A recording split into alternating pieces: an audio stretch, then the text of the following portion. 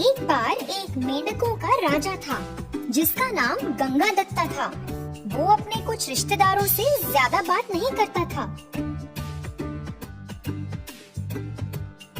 क्योंकि उनका उसके प्रति व्यवहार बहुत रूखा था।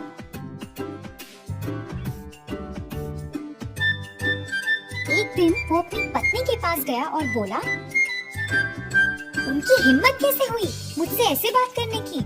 मैं राजा हूँ, मैं उन्हें सबक जरूर सिखाऊंगा। उसकी पत्नी ने उसे सावधानी बरतने को कहा, नहीं तो वो भी मुसीबत में पड़ सकता है।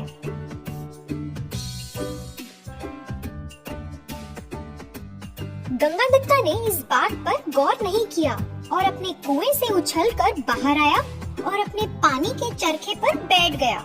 जैसे ही राजा अपने चरखे पर बैठा, उसने प्रियदर्शन नाम के एक सांप को अपने बिल में जाते देखा। गंगादत्ता को एक उपाय सूझा। उसने उस सांप को अपने घर न्योता देने का सोचा, जिससे वो उसे अपने सारे भ्रष्ट रिश्तेदारों को खाने को कह सके। अरे प्रियदर्शन, जरा बाहर आओ तो। वो अपने बिल में था और उसे आवाज आई, पर उसे पता नहीं था कि कौन है। वो उसका दोस्त तो नहीं हो सकता था क्योंकि दोस्त तो उसके थे ही नहीं।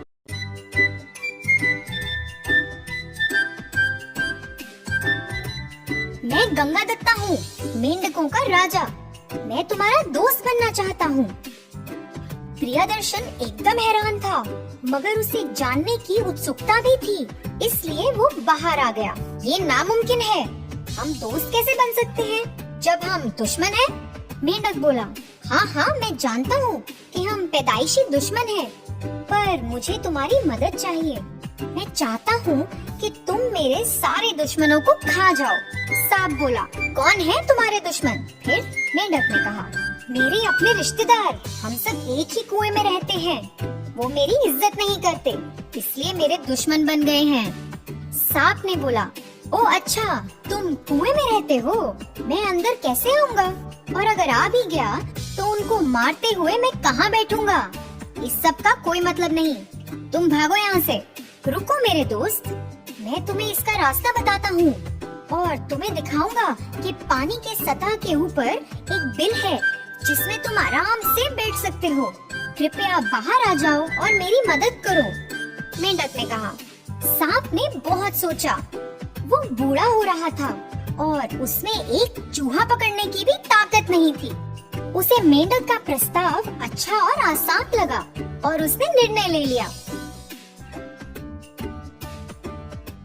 देखो गंगादत्ता, मैंने तुम्हारे साथ आने का निर्णय ले लिया है। मेंढक बोला, तुम चलो और मैं तुम्हारे पीछे आता हूँ। तुम्हारा बहुत बहुत शुक्रिया मेरे दोस्त। एक आखिरी बात, तुम मेरे परिवार में सबको छोड़ दोगे और सिर्फ उनको खाओगे जिन्हें मैं कहूँगा। मेंढक ने कहा, अब तुम मेरे दोस्त हो, मैं तुम्हारे परिवार वालों को छूऊंगा भी नहीं। चलो अब समय बर्बाद करे बिना चलते हैं। सांप ने बोला। जब वो उस दिन कुएं के किनारे पहुँचे, गंगादत्ता उस बिल तक आगे आगे चला। फिर उसने प्रियदर्शन को बिल में जाने को कहा और वहीं रहने को कहा जब तक उसके रिश्तेदार नहीं आते। कुछ देर बाद गंगादत्ता के रिश्तेदार उस कुएं के पास उछल कूद कर रहे थे। तभी गंगादत्ता बोला, वो रहे, वो है जो मुझे बहुत तंग करते हैं, जाओ पकड़ो उन्हें। एक एक करके उस सांप ने जल्द ही गंगादत्ता के दुश्मनों को खत्म कर दिया।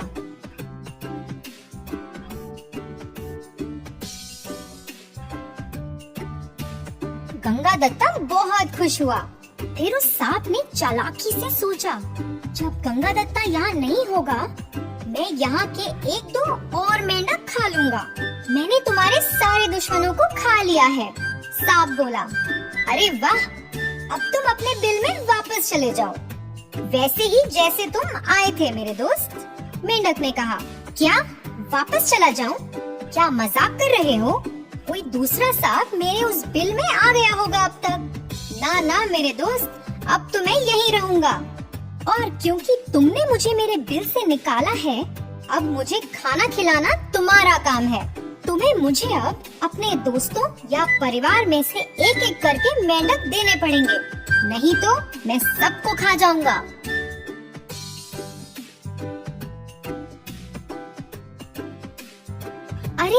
मैं तो कितना मूर्ख हूँ। मैं उसे यहाँ लेकर क्यों आया? अब मेरे पास कोई रास्ता नहीं है। मेंढक ने सोचा। हर एक दिन एक मेंढक की भेंट दी, पर वो सांप वहाँ रुका नहीं। जब राजा वहाँ नहीं होता, वो बाकी कुछ मेंढक भी खा जाता। फिर एक दिन जो दूसरा मेंढक जो प्रियदर्शन ने खाया, वो गंगा दत्ता का बेटा था। और गंगा दत्ता ने उसे रंगे हाथ पकड़ लिया। अरे नहीं, वो नहीं मेरे दोस्त, वो मेरा बेटा है। पर बहुत देरी हो गई थी और गंगा दत्ता का रोना भी उसे वापस ना ला पाया। राजा की बीवी बोली, अब रोने से क्या फायदा? अब कौन तुम्हारी मदद करेगा? तुम ही अपने सब रिश्तेदारों को भस्म करना चाहते थे। अब तुम या तो यहाँ से भागो, नहीं तो उस प्रियदर्शन को मारने का उपाय सोचो। कुछ दिन ऐसे ही बीत गए, पर गंगा दत्ता के पास कोई उपाय नहीं था और उस कुएं के सारे मेंढक खाए गए थे, सब सिवाय उसके। मेरे प्यारे गंगा दत्ता, मुझे भूख लगी है, मेरे लिए कुछ खाना तो लाओ, ये तुम्हारा काम है, सांप ने कहा। फिर गंगा दत्ता ने सोचा, यही समय है जब मैं भाग सकता हूँ। मेरे दोस्त, जब तक मैं जिंदा हूँ तुम भूखे नहीं रहोगे। मुझे यहाँ से जाने दो और दूसरे सारे कुएं से मैं तुम्हें मेंढक लाके दूंगा। मैंने तुम्हें हमेशा अपने भाई समान रखा है, पर अगर तुम ऐसा कर दोगे फिर आज से मैं तुम्हें अपने पिता समान समझूंगा। सांप ने कहा। समय व्यस्त करे बिना मेंढक वहाँ से चला गया। अब मैं अपने लिए कोई दूसरा कुआं ढूंढता हूँ। इसी बीच सांप उस बिल में ही इंतजार कर रहा था। मुझे उसे कभी जाने नहीं देना चाहिए था। अब मैं हार गया हूँ। बहुत दिन बाद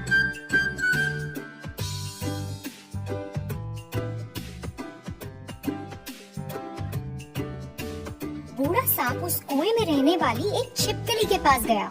मैडम जी, आप और गंगा दत्ता पुराने दोस्त हो, उसे ढूंढो और उसे जल्दी आने को कहो। ठीक है, अगर वो दूसरे मेंढक ना ला पाए, मैं उसे हानि नहीं पहुंचाऊंगा और मैं उसके बिना नहीं रह सकता, सांप ने छिपकली को कहा। दूसरे कुएं में शिकार करते हुए आखिरकार छिपकली को गंगादत्त मिल ही गया। वो बोली, गंगा दत्ता, तुम यहाँ क्या कर रहे हो? तुम्हारा दोस्त प्रियदर्शन तुम्हारे इंतजार में बहुत परेशान है। उसने वादा किया है कि वो तुम्हें हानि नहीं पहुँचाएगा। आओ घर चले। मेंढक ने कहा, एक भूखे जीव पर भरोसा नहीं किया जा सकता। मुझे अपना सबक मिल गया है। मुझे अपने रिश्तेदारों को पीठ नहीं दिखानी चाहिए थी, उनके साथ खुशी से रहना चाहिए था। अब वो मुझे कभी नहीं देखेगा।